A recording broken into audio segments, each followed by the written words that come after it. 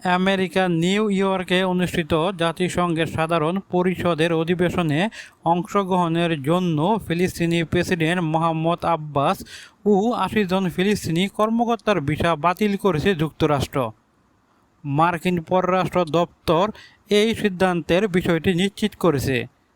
মার্কিন পররাষ্ট্রমন্ত্রী Marco Rubio বলেন, ফিলিস্তিন নেতারা শান্তি প্রচেষ্টাকে ক্ষতিগ্রস্ত করছেন এবং একটি কাল্পনিক ফিলিস্তিন রাষ্ট্রের একতরফা স্বীকৃতি চাইছেন, যা কখনোই সম্ভব নয়।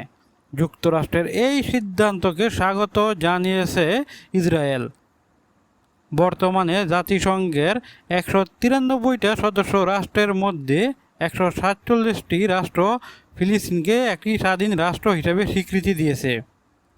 এই ধরনের আরও নিউজ পেতে চাইলে অবশ্যই আমাদের সাথে থাকুন এবং চ্যানেলটিকে অবশ্যই সাবস্ক্রাইব করুন। ভালো থাকবেন সবাই।